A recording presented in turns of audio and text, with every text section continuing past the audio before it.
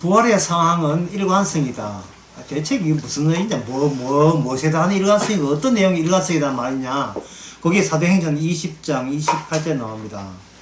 너희는 자기를 위해서 온 땅을 흘려서 삼가 성령이 저희 가운데 너희로 감독자로 삼고, 감독자 나오죠? 베드로 감독자 삼고 이 사도들 삼고 하나님이 자기 피로 사신 교회를 치게 하셨느니라. 자, 여기 일관성 나옵니다.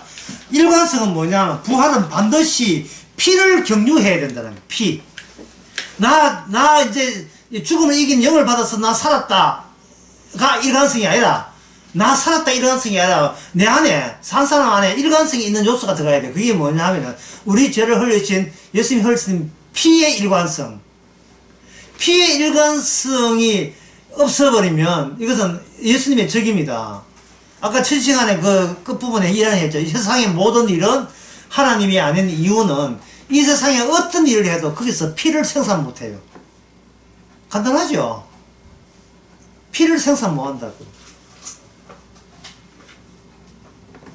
목사가 설교할 때 피를 전했고 양들은 그 피를 들었다. 그러면 그 교회냐? 아니요. 그거는 그냥 그 이야기 들은 거죠. 그게 아니고, 들었던 양이나 전하는 목사나 뭐가 나와야 돼?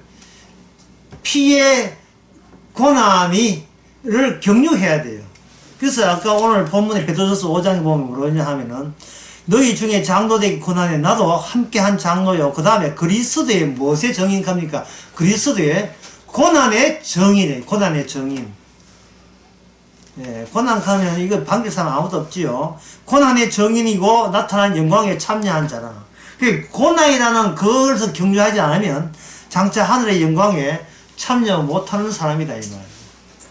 네가 고생했구나가 아닙니다. 일관성, 피의 일관성이에요. 아, 베드로야 네 고생했으니까 천국 넣어줄게, 이게 아니고, 이게 베드로가 해야 될 일이 아니고 베드로에게 일어날 일이라니까요. 처음에 내가 적어놨잖아요. 부활하는 것은 우리가 해야 될 숙제가 아니라, 이거는 하고 자수가 할 것 없이 필연적으로 일어날 일이에요. 그 일어날 일, 필연적으로 일어나니까 그게 일관성이에요. 누가 격려한다고 일어날 일이 아니고, 누가 방해한다고 금지될 것이 아니고, 무조건 일어나야 되는, 일어나는 그 일관성. 일어남의 일관성. 그것이 바로 주의 일이 되는 겁니다. 주의 일. 그래서 이 이야기가 엄중해야 될 이유가, 사람들의 본능상, 예, 자기 자신을 구원시키려 하거든요. 자꾸부터 틈만 있으면 막 머리 굴리는 것이 어떻게 하면 천당 가느냐. 자꾸 자기 살궁리를 하는 거예요. 자기 살궁리를. 그러다 보니까 받아들이고 안 받아들이고 본인이 결정을 내려버리면 이것은 피의 고난에 참여한 자가 아니라 자기가 알아서, 예, 가려낸 셈이 돼요. 그것은 피의 일관성이, 부활의 일관성이 아니고, 예, 십자가의 일관성, 부활의 일관성이 아니라, 예.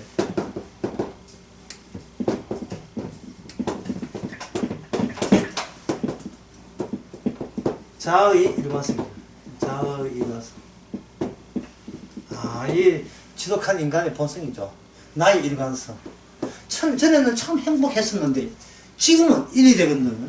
그러니까 이거 뭐냐, 어제 지난날에 나와, 지금의 나와 자꾸 일관성을 유지하려고 하는 거예요. 그것도 좋은 일관성. 그때는 참 행복했고 웃음이 항상 웃었고 감사가 늘어났다, 많았다, 고마워했다. 근데 지금은 그게 없어요. 어쩌면 좋아요. 어쩌면 좋기는 그것조차도 주의 일을 청구하면 되죠. 그것조차도 주님의 피 일관성이잖아요. 왜냐하면 피라는 말은 너희는 죄인이란 뜻이에요. 죄인이 자기 권리를 자꾸 고집하면 안 되지요.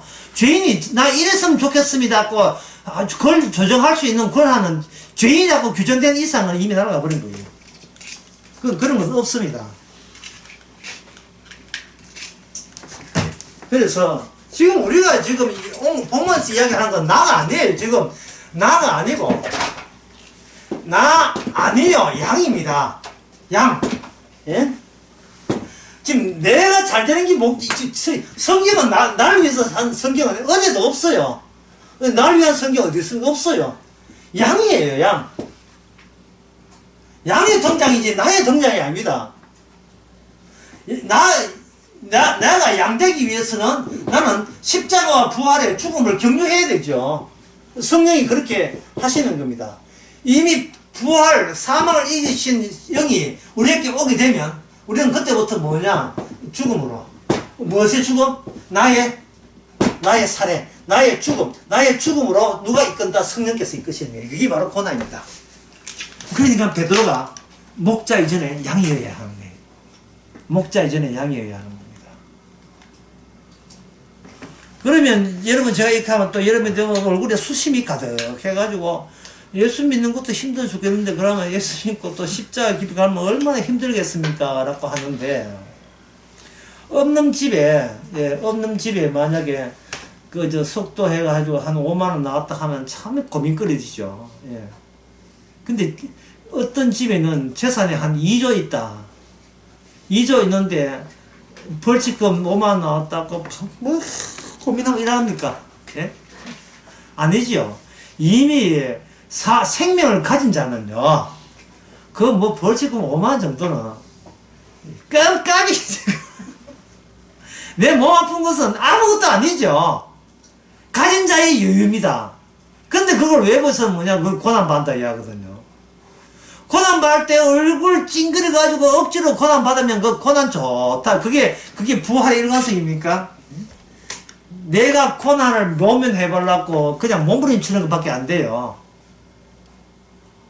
이미 생명을 가진 자에게는 고난이 되든 뭐가 되든 오라 하세요. 오라 하라고요. 왜냐하면 성령께서 이미 노린 바가 있어요. 너는 너 중심주의는 이제 나 천국에서 용납하지 않는다.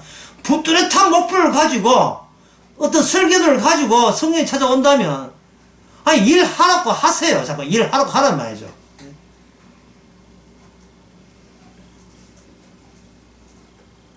집에 인테리어에서 맡겨놓았으면 인테리어 업자한테 맡겨놓지. 인테리어한테 이것저것 다 시비 걸고 뭐 이거 안 되고 그거 왜 고민을 해요. 맡겨놨으면 돈 줬으면 그 맡긴 대로 하죠.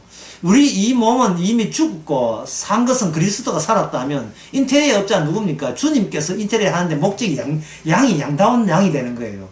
그거 하도록 좀 내버려 두면 되지 않겠습니까? 주께서 나를 가지고 주의 일을 하겠다는데 왜 우리가 주제 넘게 거기에다가 회방질을 하느냐 이 말이죠. 치과에 가면 꼭 이런 환자들 있어요. 예. 선생님 안 아프게 해주세요. 이빨 자체가 썩었는데 이빨 자체가 썩어버렸는데 어떻게 안 아프게 할 수 있어요. 아픔을 겪어야 이빨이 뽑히지. 물론 뺀지 뽑는 것은 아프죠. 마취 안 하고. 그러면 이제 의사들 가죠. 아유, 마취했으니까 염려하지 마시기 바랍니다. 하여튼 나 마취하고 안 아픈 경우를 내가 못 봤습니다. 마취해도 아파요. 예. 마취해도 아프죠. 뽑히는 분들 안 아플 수가 있어요. 예. 예수 믿고 뽑길만, 예수 믿고 편한 길만. 아닙니다. 이빨 뽑는 거예요. 지금 나를 뽑는데 그게 안 아플 수가 있어요. 주님은 어디 휘바람 불면서 인생 살았습니까? 주님은 우리보다 이 세상에 더 고생했어요. 코로나 핑계 대지 마세요. 주께서는 그것이 더 심한 걸 당했어요. 얼마나 심하게 고생을 했는데요, 우리 주님께서. 우리 고생은 고생도 아니죠. 욥 한번 보세요. 얼마나 고생했습니까? 된통으로 그냥 하늘에서 돌멩이 맞은 거예요. 하늘에서 얻어 맞은 겁니다.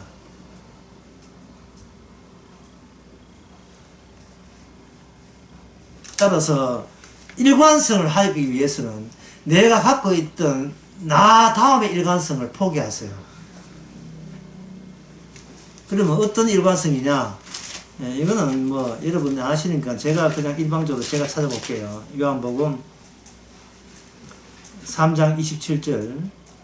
요한이 가로되 대답하여 가로되 만일 하늘에서 주신 바 아니면 사람이 아무것도 받을 수 없느니라. 다시 읽어드릴까요? 하늘에서 주시지 않으면 인간은 아무것도 받을 수 없느니라. 다시 말해서 양이라는 것은, 양은 뭐냐? 이질적인 거, 내가 못 만들어내는 거, 내가 예상 못한 거, 내가 기대하지 못한 거, 그냥 하늘에서 벽도 기아짝 떨어지니까 아야 하는 거, 보니까 기아짝이라. 내가 이런 인생이 되리라고는 사전에 예상도 못한 인생을 사는 거, 그게 양입니다. 하도 교회가 양양 하니까 그냥 사람들은 그냥 모방하고 흉내내가지고 비슷하게 살면 뭐 양이라고 자꾸 우기는데, 그거는요 하늘에서 인정해 주지도 않는 양이에요. 양의 특징은 하늘에서 이질적인 것을 주시는 것, 성령을 주시는 거예요. 이 성령 이야기거든요. 한량씩 주십니다. 주시게 되게 되면, 성령을 주시게 되면 뭘 하느냐? 바로 일관성, 예수 그리스도 예수님의 피의 일관성. 예, 이런 죄는 용서해주고 저 죄는 용서, 그런 거 없어요. 그냥 일관성, 그냥 밀어붙여요. 피가 하는 곳에 죄 사함이 있느니라. 피가 있는 곳에는 다 죄가 사해주는 현상 때 일어나는 일관성.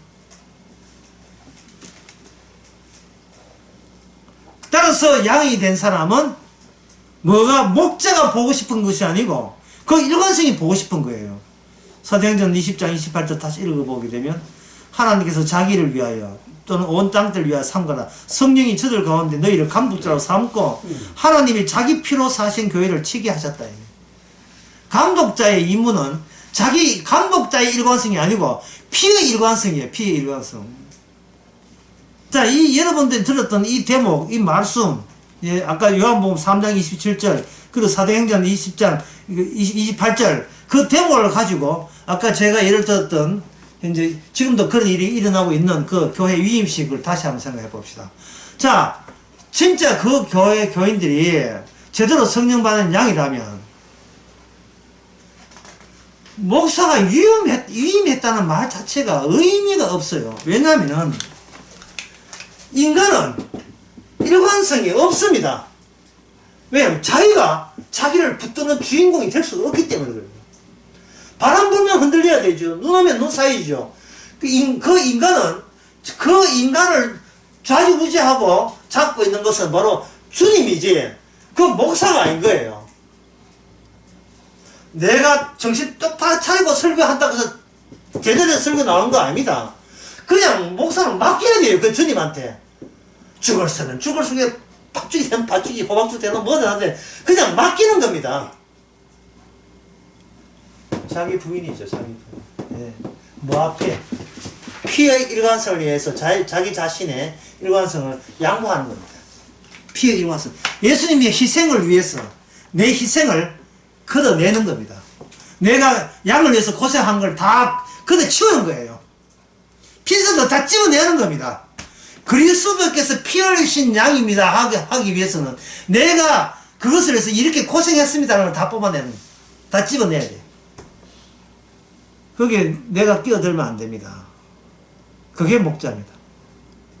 그게 목자예요. 성령 받은 양은 바로 그런 목자가 나타날 때 그 목자가 훌륭하다고 말하지 않고 이렇게 이야기해요. 주님이 보내신 분이라고 해요. 주님이 보내신 분.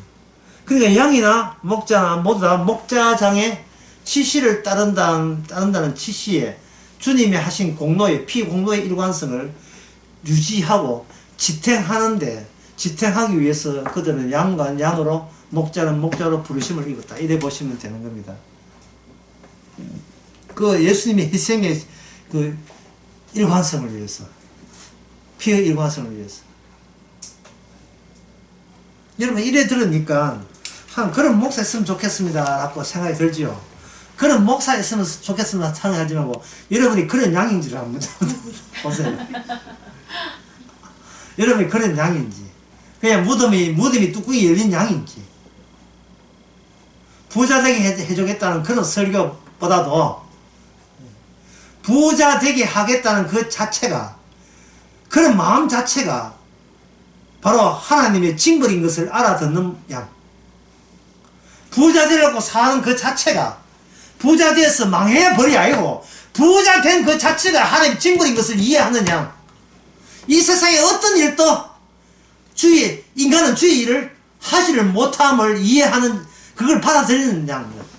어떤 일도 다 주께서 자기 일관성을 위해서 바로 이런 것을 알아먹는 그런 안목을 가진 그러한 양들을 생겨나게 했습니다. 이게 이런 같은 인간이면서도 이런 사람이 있다는 게 이게 기적 아니고 뭐겠습니까? 이게 기적이죠. 예.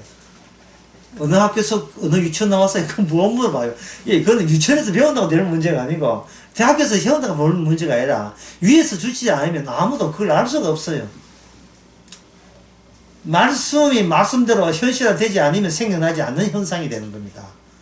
따라서 내가 있는 게 아니고 뭐가 있겠어요? 말씀이 있는 거예요. 나는 말씀 있고 난 뒤 그 다음에 말씀의 현실화가 되는 결과가 나니까 나부터 출발하지 말고 항상 뭐부터 출발해야 됩니다. 하나님께서 말씀을 말씀대로 실행에 옮긴다는 거예요. 위에서 주지 않으면 아무도 받을 수 없다는 그 말씀을 실행하는 결과로서 우리가 양이 되었다면 우리 안에는 내가 그걸 알았잖아요, 받아들였잖아 하지 말고 그 말씀이 이미 내 안에, 요한복음 3장 27절 그 말씀이 내 안에 자리 잡고 그 말씀의 효과를 충분히 드러내기 위해서 우리를 계속 다루고 있다는 겁니다. 그 인생이 내 문제가 아니고 결국은 인생은 양 같으면 누구 문제예요? 주님의 문제죠. 그것도 주님의 자기 일관성, 한결같아요. 죄 있는 곳에 피가 죄사함 준다는 이 불변의 법칙. 십자가의 효과를 위해서만 하나님은 일하신다. 따라서 너도 너의 모든 일이 십자가 복음을 증거하는 일, 그 범위를 못 벗어난다는 거죠. 그게 바로 양입니다. 지금 베드로가 오늘 보면 그런 이야기하죠. 자기 존경해달라는 이야기를 하는 게 아니에요. 정말 양 중에서 목자를 뽑는다면 그 사람은 지금 목자됨을 자랑하는 것이 아니고 다시 말해 아까 양 규정이 양이라 하는 것은 주께서 일관성이 이미 여기 안에 주셔서 안에 들어있는 사람이죠. 내가 주인공이 아니고 주께서 주의 일관성이 주인공이 되는, 성령이 주인공이 되는 그 요건을 계속 유지하고 있는 목자, 그게 바로 목자가 되는 겁니다. 그 사람이 바로 목자가 되겠죠. 자, 그렇다면 우리는 이런 질문을 해봐요. 왜 훌륭한 사람도 많고 점잖은 사람도 많고 학식이 있는 사람도 많은데 왜 그 사람들에게 네 양을 섬기라, 왜 이렇게 이야기하지 않고 목자를 갖고 따로 뽑지 않고 왜 양들 속에서 목자를 따로 선택해야 될 이유가 뭐냐 라고 하신다면, 그 목자를 뽑은 사람이 옛날에 있었어요. 요거는 한번 찾아봅시다. 에스겔 34장 맞습니다. 34장. 에스겔 34장 초반을 보면서 이걸 나무 일로 여기지 마시기 바랍니다. 부탁합니다. 제가 저한테도 부탁하고요. 여호와의 말씀이 내게 임하여 가라사대 인자야 너는 이스라엘 목자를 쳐서 예언하라. 그들 곧 목자들에게 예언하여 이르기를 주 여호와의 말씀에 자기만 먹이는 이스라엘 목자들은 화 있을진저. 이게 참 어려워요. 왜 어려웠냐 하면요, 어려우니까 답변부터 이야기하겠습니다. 주님께서 목자를 세웠다는 그 자체가 율법적 기능입니다. 자, 율법적 기능은 뭐다? 지키는 것이 아니고 못 지킨다를 알려주기 위해서 생기죠. 목자로 하여금 목자 되게 하는 것은 너는 때려 죽어도 목자다운 목자가 될 수가 없다는 걸 알려주기 위해서 목자 되게 하는 거예요. 오늘 목사가 목사 되게 하는 것은 너는 때려 죽어도 목사다운 목사 될 수 있다 없다? 없다는 거예요. 그렇죠? 절대 송해하실 겁니다. 목사다운 목사가 하는 것은 염두 내지 마세요. 목사는 그냥 다른 사람은 장사에서 죄인 되는 것보다 사람도 있지만 자기는 목사에서 죄인 되라고 목사 되게 한 거예요. 다른 게 같으면 이게 마음에 나와요. 그걸 최적화 원리를 하는데 왜 나는 이 직업이 다른 직업이 안 되느냐? 그 직업을 해야 죄가 나오니까, 보인 죄가 나오니까. 죄를 나오는 방법이에요. 그러니까 그 직장이 일종의 율법적 기능을 갖고 있죠. 직장이. 어떤 직장이든 목사를 비워서 어떤 심지어 직업 없는 가정주부라도 마찬가지입니다. 가정주부라도 자기 하는 일을 통해서 자기가 배부를 합니다. 자기가 하는 일을 통해서. 인간은 일에 목적지가 있어요. 일을 하게 되면, 노동을 하게 되면 그 결과에 기대치가 있습니다. 그건 뭐냐? 이 일로 통해서 나도 좀 살아보자. 앞에 가로 열고 남들처럼 비교하니까 나도 좀 인간답게 살아보자. 인간답게 살아보자. 근데 이 이야기 하니까 갑자기 주일날 제가 설교한 게 생각나요. 네? 내가 나한테 추궁한다는 대목 나왔지요. 내가 나한테 묻는 거예요. 인간은 그동안 니 뭐하고 이 꼴로 사냐? 그럼 내가 답변하죠. 그래도 나는 최선을 다했다. 최선을 다한 게 이 모양 이 꼴이야. 내가 나를 계속 추궁하는 거예요. 그 추궁하는 목적이 뭐냐? 이왕 사는 거, 사는 만큼 살아야지. 사는 만큼 살아야 될 거 아니냐? 그러면 사는 만큼 사는 게 뭔데? 그게 아까 제가 그랬던 바로 이겁니다.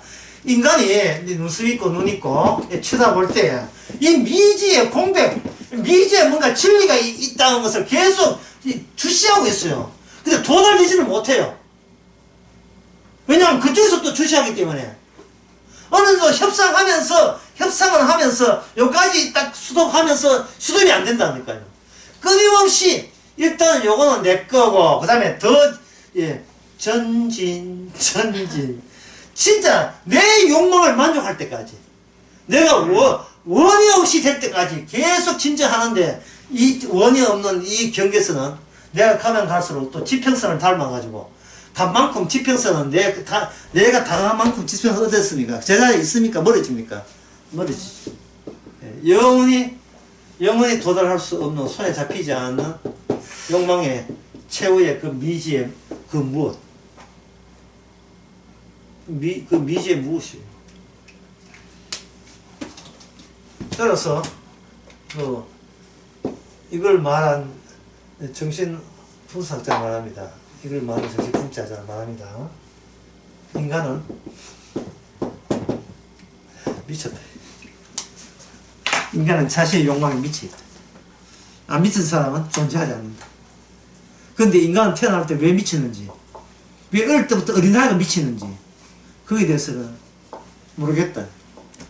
그러면 정신분석을 전부 다 결론 내면 모르겠다. 모르겠는 거예요. 인간은 적당하게 멈추고 이걸로 됐습니다. 겉으로는 이야기해도 속에서는 내가 나를 추궁한다고요. 예? 남자가 돼가 말이야. 칼을 뽑았으면 무라도 베야지. 이게 뭐고? 예? 여보 그만하고 한국 들어가자.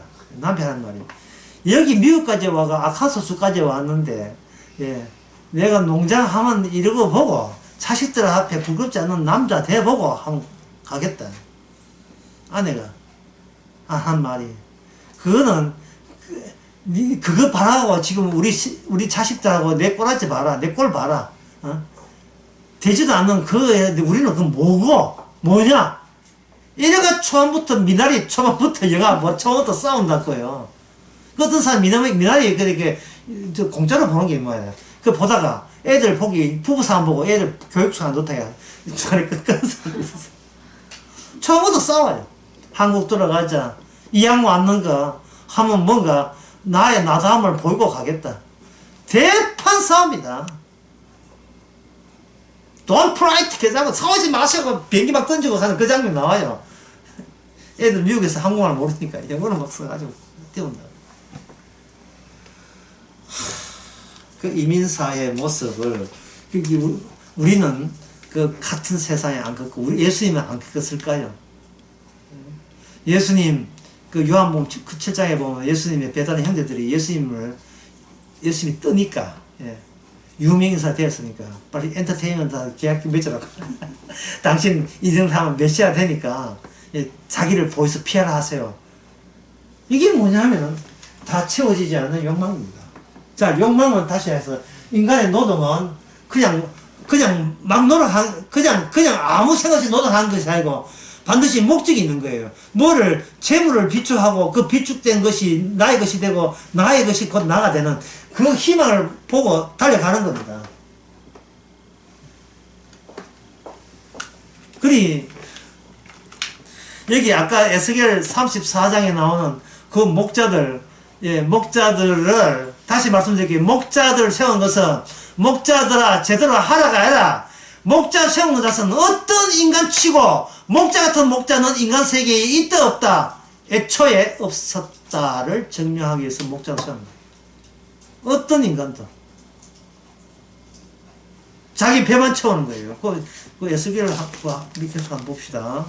그 다음에 보면 3절에 너희가 살찐 양을 잡아 그 기름을 먹으면 아까 제가 너무 두루치기 쌀 바로 갈 때 너무 과도하겠지. 과도한 게 아니라니까 여기에 너희가 살찐 양을 잡아 그 기름을 먹으면 그 털을 입되 양의 무리는 먹이지 아니한다.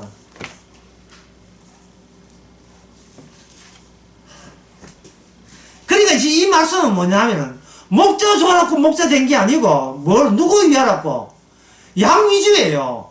내가 맡긴 양 위주 내 마음을 내 심정을 가지고 양을 돌봐라고 목자를 세웠는데 거기에 적합하게 해당되는 목자는 존재할 수가 없다는 겁니다. 그러면 그 목자가 목자답지 않으니까 이거는 다른 목자 끼우면 되지 않겠느냐 하는데 그게 아니고 목자가 목자답지 않을 때는 나라 자체가 망해요. 이거는 하나의 역사고 현실이 되는 겁니다. 이 말은 목자가 있어도 그만 없어도 그만이 아니라 현실은 목자 중심으로 돌아가겠다는 것은 엄연한 현실이고 목자가 망했다? 그러면 너희들 또 망했다. 그런 연관성 가지고 밀어붙이는 그 주님의 일관성이에요. 여러분들이 신명기 28장 아까 34장 이야기에 보니까 여러분들은 아마 그 생각할 거예요. 요한복음 10장에 나오는 유명한 말씀이 있죠. 그거 잠시 설명드리고 목자 이전에 목자가 어떻게 했는지 그 말씀드리겠습니다. 이건 요한복음 10장은 여러분 잘 아시니까 10장 10절에 보면 도둑이 오는 것은 도둑질하고 죽이고 멸망시키고 하는 뿐이요 내가 온 것은 양으로 생명을 얻게 하라 함이라 더 풍성히 얻게 하신다. 나는 선한 목자라 선한 목자는 양을 위해서 목숨을 버리거니와 사꾼의 목자는 양도 아니고 제 양도 아니라. 자, 사꾼 목자와 선한 목자의 차이성은 양이 목자를 위해서 목숨을 바치는 게 아니고 반대로 목자가 양을 위해서 목숨을 바치죠. 그러니까 목자 같은 목자가 있을 리가 없죠. 왜냐하면 최초의 목자는 예수님이고 최후의 목자도 예수님입니다. 그리고 이 정신에 의해서 요한복음 마지막에 보면 베드로 나타나가지고 예수님 마지막 구타하는 것은 베드로 네 신앙생활 똑바로 해 이거 한 거 아니에요. 베드로야 신앙생활 잘 하세요 그것부터 하지 않았죠. 내 양을 해라 내 양을 돌보라 했어요. 왜? 베드로는 예수님을 노골적으로 배신했기 때문에 그게 목자다운 자질이 되는 겁니다. 참 목자 자질 멋지죠. 한때 양이었던 자가 자기 목자를 가치를 양의 입장에서 훼손시킨 거예요. 자, 베드로가 예수님을 배신한 이유는 살기 위해서 하는 겁니다. 그러면 여기서 산다가 두 종류가 되죠. 평소에 내가 날 살리는 방식으로 산다와 산다. 또 1번, 2번 또 나온다. 이게 참. 산다는 내가 나를 살리는 방식으로 산다가 있고 두 번째는 내가 살리지 못하는 나를 누가 내 대신 죽음으로 살리는 나 두 가지 방식이 있다 이 말이죠. 두 가지 방식으로. 근데 베드로가 무슨 일을 했습니까? 두 번째 방식으로 바로 가지 않고 뭘 거쳤습니까? 내가 나를 살리는 방식으로 했다가, 참 재밌는 게 내가 나를 살리는 방식으로 했다가 예수님이 십자가 돌아가셨잖아요. 그러면 십자가 안에 뭐가 들어있습니까? 베드로는 나를 살리는 방식으로 했던 그러한 인간이다 라는 사실이 십자가 안에 박혀 있겠어요? 안 박혀 있겠죠? 박혀 있겠죠.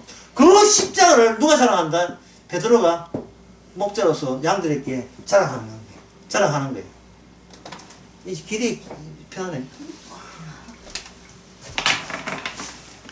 냉장고 안 닫히는 거죠. 예. 다윗이 누구하고 결혼했습니까? 예, 자기 어두운 과거가 있는 여자 바사바를 하고 헤어지고 다른 여자하고 결혼했습니까? 아니죠. 다윗의 본처가 누구예요? 바사바지요. 바사바 만나고 난 뒤에 바사바를 왜 배제하지 않습니까?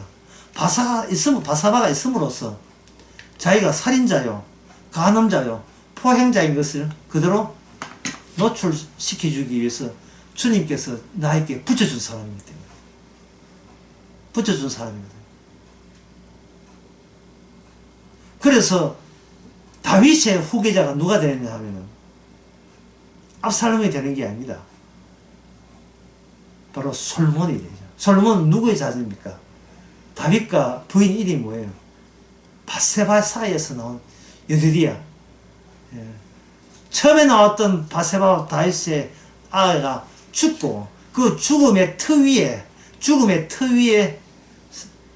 태어나는, 죽음 위에 무덤을 열고 태어나오는 그게 여드리야, 하나님의 사랑이에요.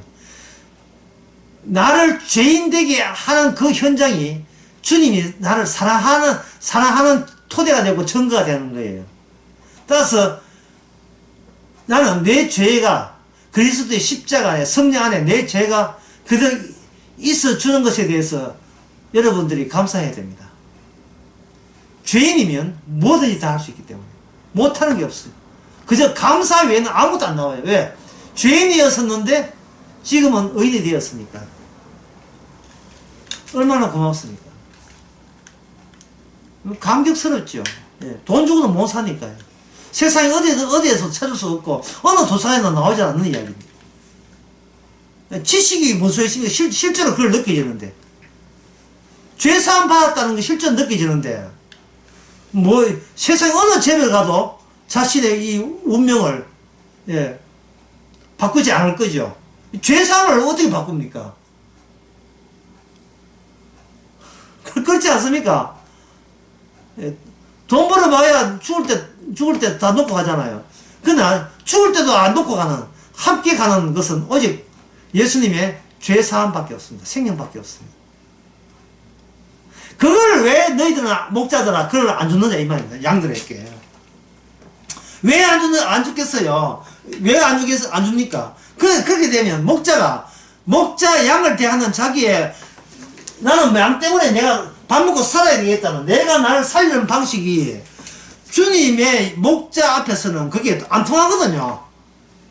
통할 수가 없어요. 그래서 교회마다 뭐를 배격합니까? 십자가 복음을 배격하는 이유를 이제야 말한다. 이제 아시겠죠?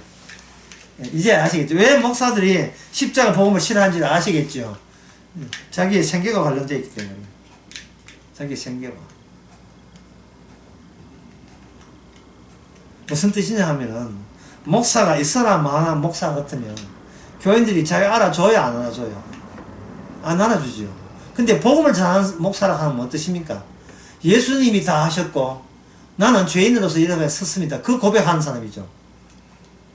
그런데 쥐는 그렇게 고백했는데 양들이, 교인들이 잘됐다, 니 오늘부터 얼굴 없다 이러면 괜히 말했어, 괜히 말했어.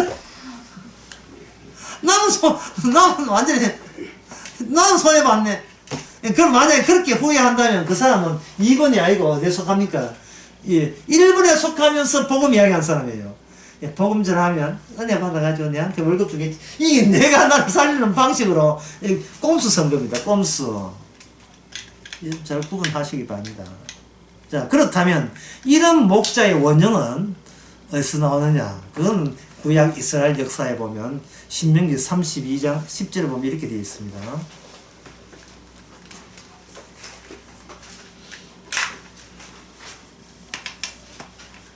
여호와께서 그를 황무지에서 짐승의 부르짖는 광야에서 10절 10절 여러분 10절 11절을 한번 보셔야 돼요. 여호와께서 어떻게 했는지 한번 보세요.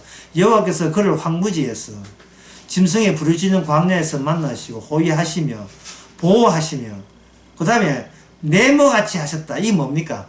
자기 뭡니까? 자기 눈동자. 자기 눈동자 같이 그 다음에 뭡니까?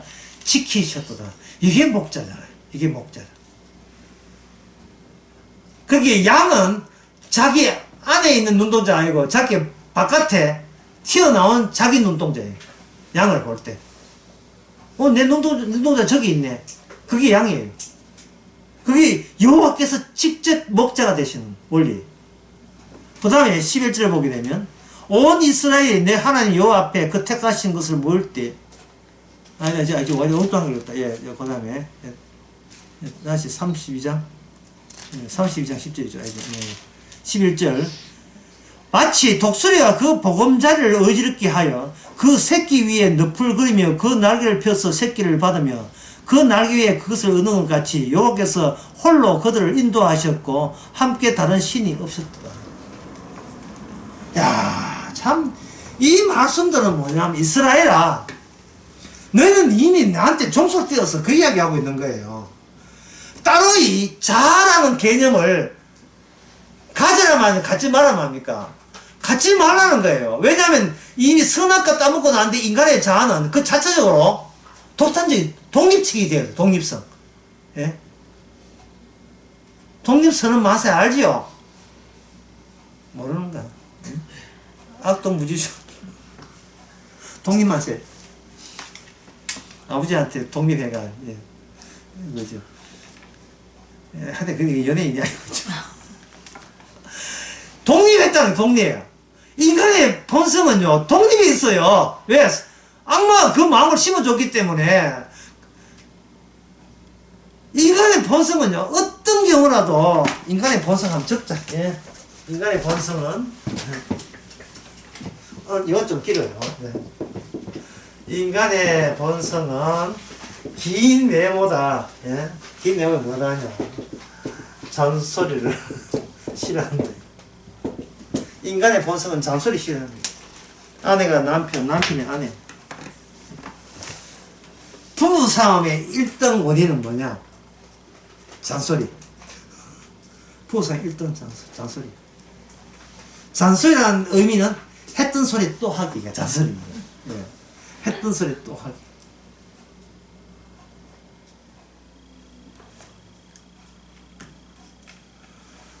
사람이 타인에게 뭔가 부탁할 때는 반드시 뒤에 영어로 가면 please 또는 뒤 문화 같으면 해주시겠습니까? 라고 결정권을 누구한테 내게 해요? 상대방에게 넘겨주는 게 이게 예의고 배려잖아요. 근데 부부 사이에는 그게 잘 안 돼요. 해가 됩니다. 해가 되고 안 할 것을 대비해서 한 번 더, 한 번 더 강조를 해요. 이거 하세요. 이거 하세요. 라고 강조하면 기분 더 나빠요. 그렇게 하는 게 아니고, 이거 하세요. 보나마나 알 건데, 전에 아내가 어떻게 될지 부터 이야기가 시작돼요. 그러면 일을 언제 해야 되냐? 그 잔소리가 끝날 때까지 다 듣고 있다가 일을 해야 되거든요.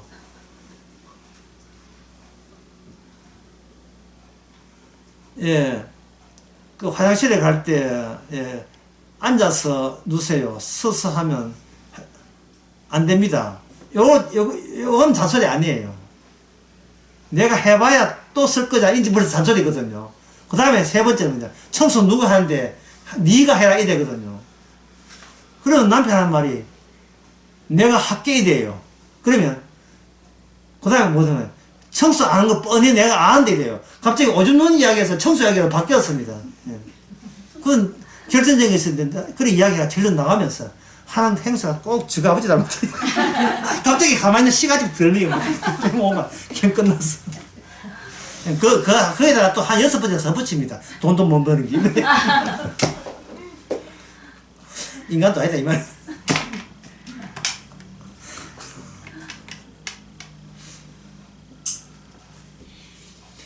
이유가 뭐냐 하면은, 그 사람이기를 원치 않아요. 나는 내게 종속된 사람이기를 원하는 겁니다. 난 사람은 내게 종속돼야 돼. 나는 누구에게도 종속되기 싫은 거예요. 서로가 다 그래요. 근데 이스라엘은, 이 이스라엘 백성은 하나님께서 인간에게 있을 수 없는 인간성을 씹어줘 봅니다. 너는 무조건 묵주 따지지 말고, 너는 네 자아를 추구하지 말고 무조건 내한테 종속되었다. 이게 이스라엘입니다. 그러니까 이스라엘이 없지요. 인간의 아담으로 받은 인간치고 이스라엘 될 수 있는 능력과 자질 있는 사람 아무도 없는 거예요. 그래서 산소리가 싫었어. 산소리라는 말은 뭐냐? 나도 배알이 있는데, 나도 나의 절대성이 있는데, 와, 이걸 개무시하냐, 이러는 거예요.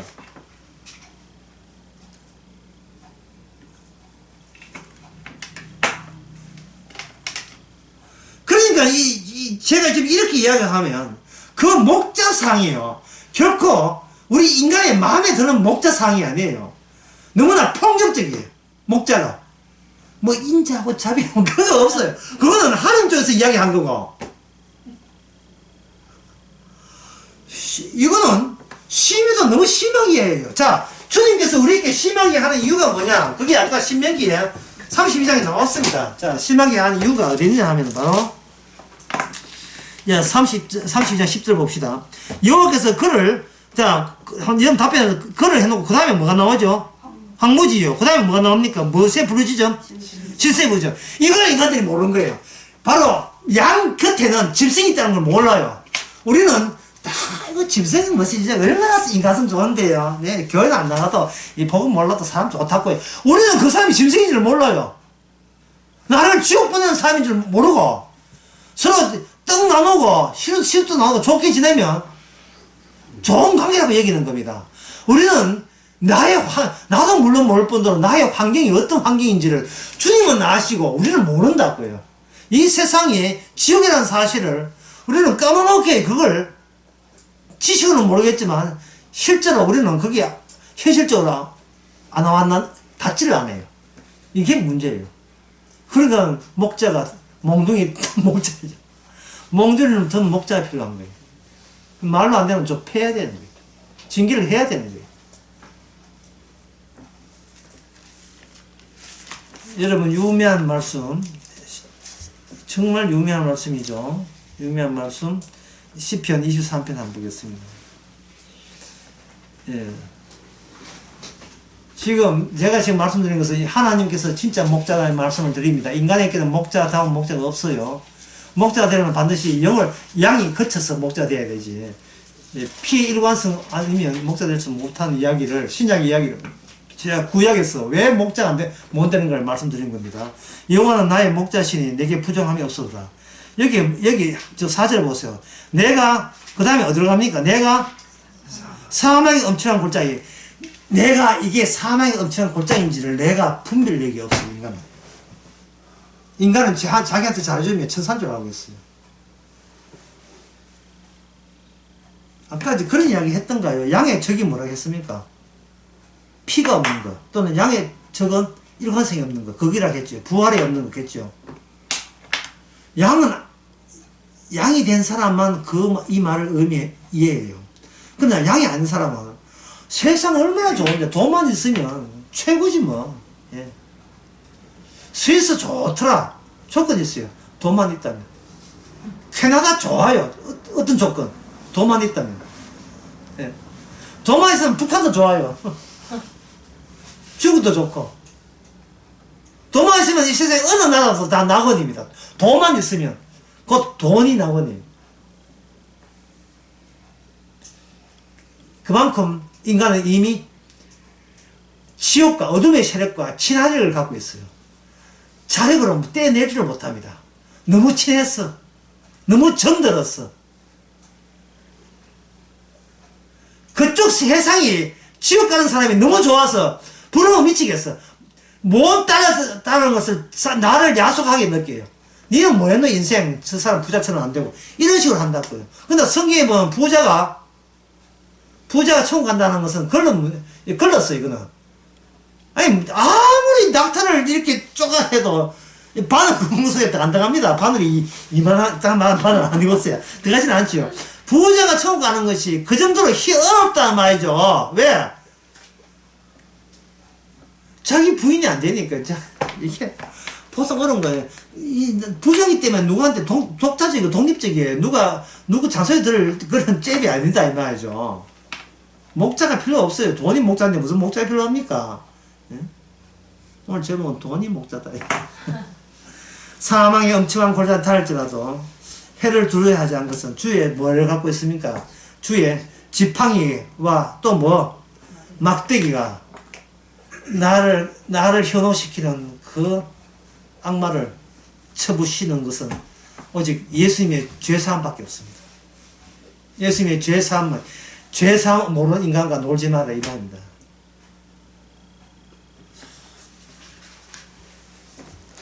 그게 목자예요. 자, 시편 121편 보겠습니다. 1편 1절 3절 내가 산을 향하여 눈을 돌리라 나의 도움이 어디서 올고 나의 도움이 천지를 지으신 여호와께서다. 이미 다시 이제 여러분 또 잊어버린 거 다시 말씀드립니다. 우리는 개인의 자아가 있습니까? 없습니까? 없습니다. 완전히 종속되었습니다. 종속되어 이스라엘이에요. 따라서 우리가 찾는 것은 내가 얼마나 노동해서 내가 이만큼 고생해서 인생을 이만큼 살았다 하지 마시고 우리의 도움이 어디서 옵니까? 천지를 지으신 여호와께서 오시는 거예요. 뭐 여호와가 돈을 안 주시던데 돈은 안 줘도 성령은 주시잖아요. 성령. 무덤에서 열어 제낀 그 능력은 주셨잖아요.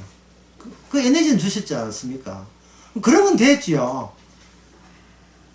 그 다음에 3절에 여호와께서 너를 십족치 아니하게 하시고 너를 지키는 자가 졸지 아니하시도다. 그러니까 진짜 여호와 같은 목자는 뭐냐 하면 만날 불침법이다. 잠을 안 자요. 맨날 숙직해. 우리 양들이 혹시 복음 모르는 쪽에 기웃거리는가 싶어서 그거 지키는 거예요. 그러니까 잠이 없으신 성령님이 하지 잠있는 목사는 도저히 못해요. 예. 교회를 해서 기도해봐야 기도하다 잠을 자기도 안 돼요. 이스라엘 지키는 자는 오늘 4절에 이스라엘 지키시는 자는 그 다음에 뭡니까? 졸지도 아니하시고 주무시지도 아니하신도다. 여호와께서 너를 지키시는 자라. 여호와께서 너의 우편에서 너의 그늘이 되시나니. 우편에 그지 된다는 말은 처음 너를 구원했던 그 능력의 일관성을 계속 너에게 유지시켜 주는 겁니다. 처음 지킬 때 주께서 힘으로 지켰습니까? 물로 지켰습니까? 피로 지켰죠. 예수님의 피가 계속 네가 생각나게 만드는 쪽으로 주께서는 인도해 내시는 그 일을 주께서는 멈추지 않는다는 말이죠. 피의 일관성. 이는 죄인이었다는 걸 알려주는 일관성.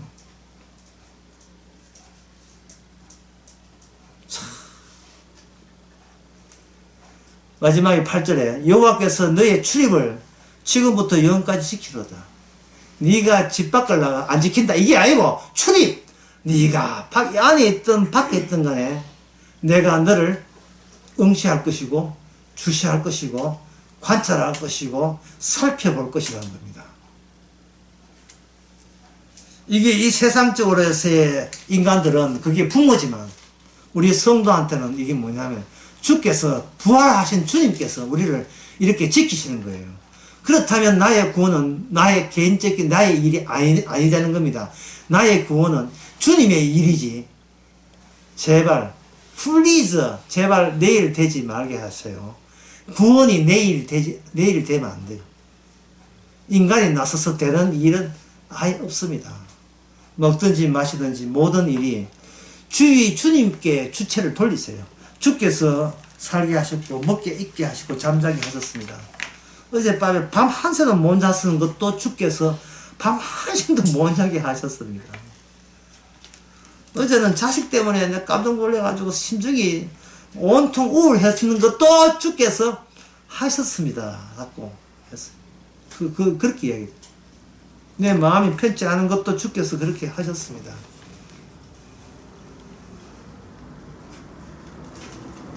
그만큼 우리 자신이 그동안 얼마나 이 어두운 세상과 친하게 지내왔는가, 사이좋게 지내왔는가, 그걸 우리께 알려줬습니다. 자, 그 이유가 뭐냐? 바로 이제 이거 하고 마치겠습니다. 나의 본성은, 이 자의 본성은 내가 내 식대로 나를 지키는 방식, 이걸 계속 고집하는 거예요. 이것이 바로 십자가 앞에서 죄인 줄 아시다면 바로 이런 사람이 바로 하나님의 양이고, 같은 양 중에서 같이 우리를 이런 걸 이야기하는 사람은 그 사람의 목자고, 우리의 목자장은 예수님이십니다. 기도합니다. 하나님 아버지, 눈동자같이 지키셨다는 말이 그냥 빈말이 아니라 우리의 지금의 현실이 되게 하옵소서. 예수님의 이름으로 기도합나이다.